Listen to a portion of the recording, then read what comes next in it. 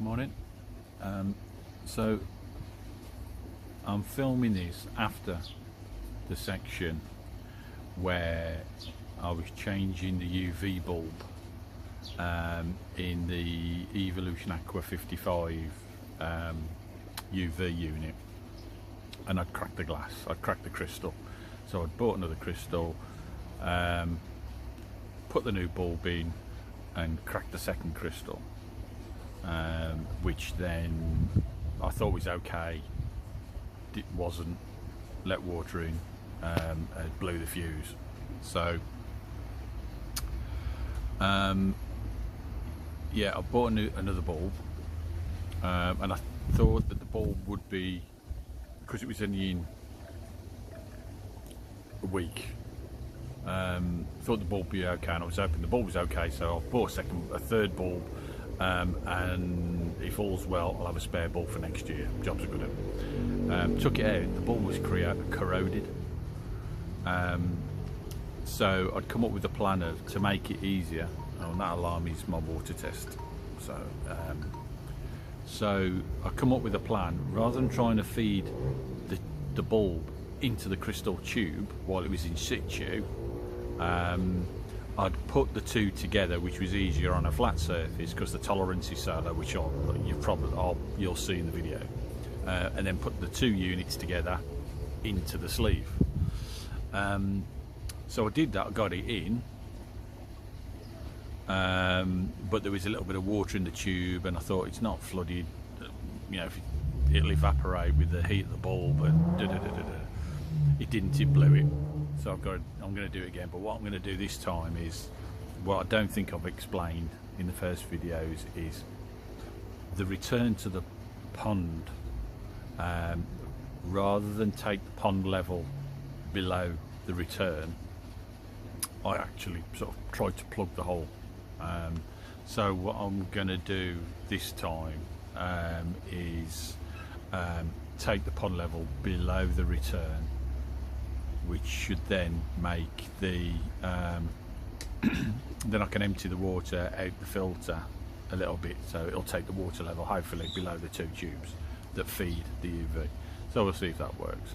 So I suppose in a nutshell, I could have cut the last 2 minutes and just said, my bright idea, don't do what I did, because it didn't work. So yeah. Hey, good evening. So in the last video, I mentioned that we changed the UV bulb on the pond. Here we go, there's the pond. So we changed the UV bulb on the pond. The crystal tube was cracked, so we had to dash up to Nottingham, which is about a sort of hour and a half round trip, 40 minutes up there sort of thing. And Lee at Japanese Water Gardens stayed open a little bit later, so I could get the new crystal, come back, went to fit that, and immediately cracked the new crystal as well, and it worked. I took a gamble. It was only cracked. I thought the rubber washers would hold it together and keep it watertight, but it didn't. I'm hoping the light on the control box isn't on, so I'm guessing that water's got in and it's blown the tube. So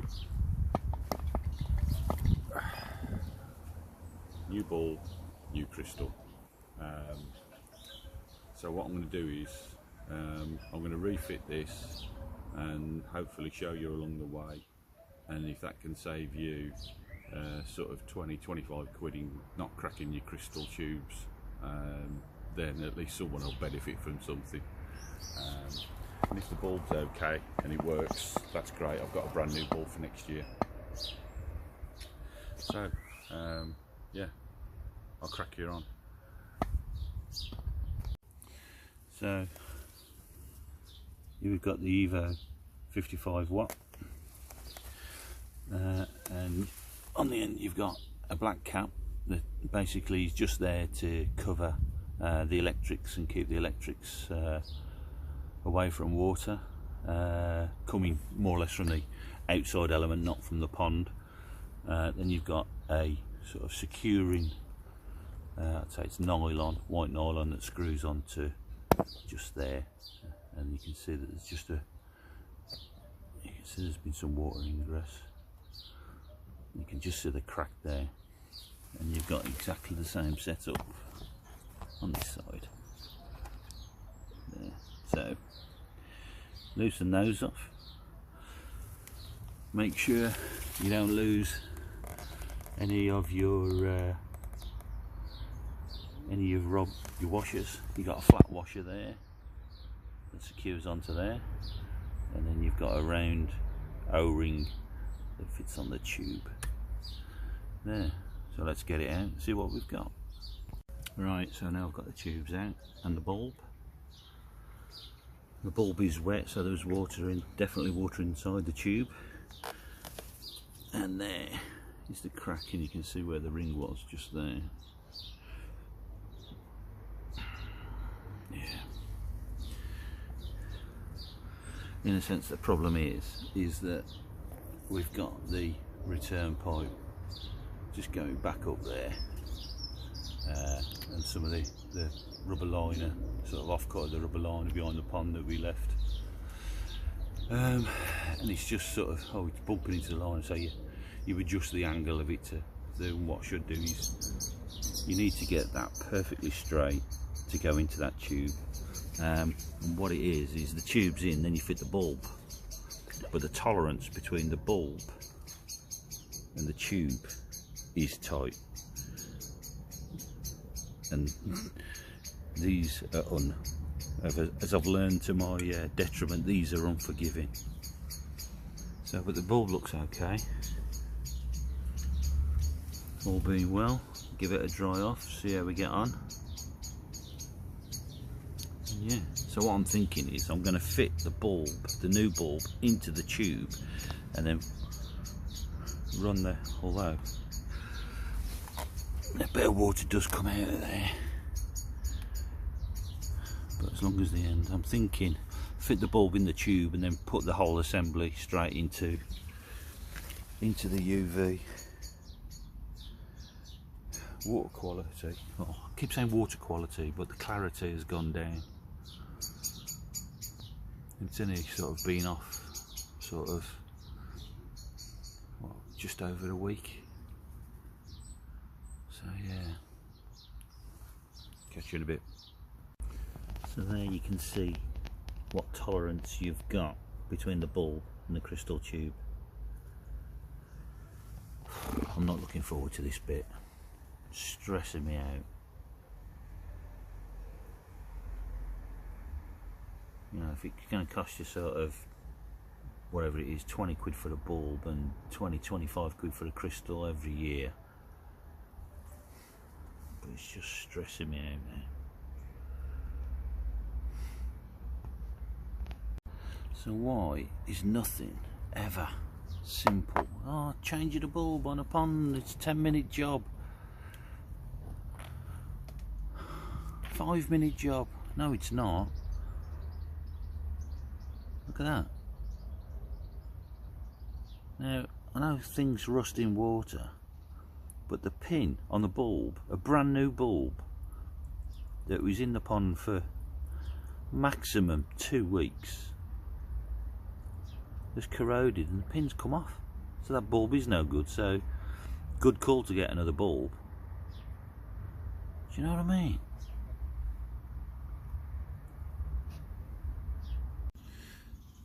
Good as gold as you start doing the job in this great British weather. It starts raining, but it was just a shower, so it's only put me off a couple of minutes. So yeah, suspicions were correct. Blew the fuse on the control box. This is a Blagdon 5-switch control box, and as you can see, the centre one there is the UV. For anybody who's got one of these and don't know, they do come with 2 spare fuses.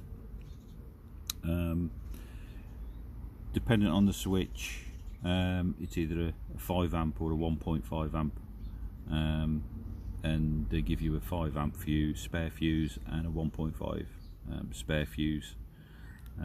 I've got some spares anyway, so I've left the spare inside the control box, and I've just used one of my spares. And they also come with these little plastic covers as well.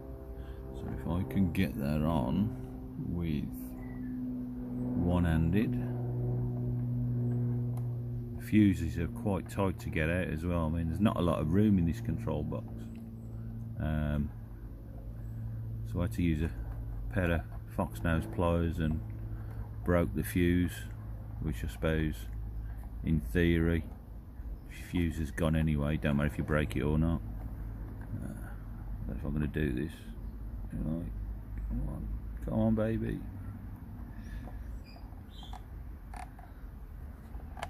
There we go, it's on. So it's all good to go. Little bit of water. Now here's the thing on the UV there, a little bit of water did go through as I was feeding the tube and the bulb through. I've dried both ends off. It's level, so it shouldn't track and what have you. But we'll see if my theory works. And that was even feeding the bulb. I sort of lay them flat on the top of the pond there, even holding them both flat and feeding the bulb into the tube. To start off with, it's tight, it's got to be perfectly level, guys. I can't stress that enough. Feeding that bulb into that tube with the amount of, there's a motorbike going past, with the amount of tolerance that you've got between the wall of the bulb and the wall of the tube, you've got to get it bang on. If you sort of up, down, left, right a little bit, you run the risk of cracking that tube, and you'll be in the position that I'm in. So we'll get this all hooked back up, put back together, and fire it up, and let's see what happens. So, what a day. So, today I've had a day like you, Perky, Steve Perks. I should have taken one of the dogs for a heart scan, which is all to do with health checking for breeding that my wife does. And because I was off to do jobs in the house, she then decides that she can't take the dog to have its heart scan, so I have to go. So I drive to Bromsgrove, which is about a 40-minute drive, and on the way back there's a wagon fire on the M42, so 40 minutes drive takes 2 hours. So I'm back. I've changed the bulb on the EV50 5, and what I've done this time is I didn't take the white end caps off, so there was more to feed in with the bulb. Taking the old bulb out, it looks intact. But I've fitted a new bulb. What I'll do is I think I'll get my circuit tester out and check the old bulb, see if it's still got continuity, and if it has, then potentially try that next year. So yeah, so I'm just waiting for the pond to fill up. As I said, where am I? Oh, can you see that? Yeah. What I did this time was took the emptied the pond, because the pond, the water quality is shocking anyway. Again, clarity, not quality. It's gone pretty crap, obviously, without the UV on it and what have you. So giving it a good empty. Did a water test today, and no ammonia, but the nitrates were up high. pH was spot on. KH, which should take 7 drops on my test kit, took 4, which is what it always seems to be. Occasionally I can get it up to about 5, but took 4. and the GH should be 8 and took 10. So yeah. So just got a bit of time to wait now while pond fills back up before I test it again. What I did was I got the 2 end caps and I blew them out. I've got, as I think I've documented before, I've got a like an inflation blower, electric blower that's got quite a force on it with a fine nozzle for air beds. So I used that to blow everything out, blew the tube out, blew the connections off, everything appeared dry and all good. So fingers crossed, if this don't work and it blows Perky, I'm getting you back in, mate, because this thing's stressing me out now. So yeah, talking to Perky, your jokes are shit, but I like your content. Something familiar about that that sleeper pond you did, something very familiar about that. Love it. So yeah, and if anybody's I know his subscribers are going up, and fair play to you, Perky. If anybody's thinking of using Perky, he's a genuine bloke. He's alright, he's a good lad, and you can always drop on him for advice. I would say he won't do the cheapest job, but he'll do what's right, or he'll recommend what's right. So if you want somebody who wants a sort of a cheap and cheerful, do it on a shoestring and budget, I wouldn't speak to Perky. So yeah, there you go, mate. Big up to you. If you've got any spare subscribers, send me some, because mine's piss poor. But you're the oracle and I'm learning, so obviously you're going to get more than me. So yeah, cheers guys, see you later. Well, job done.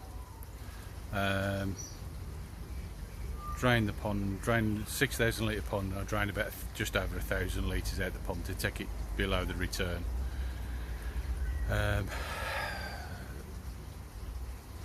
Blew the tube out, as I said I did.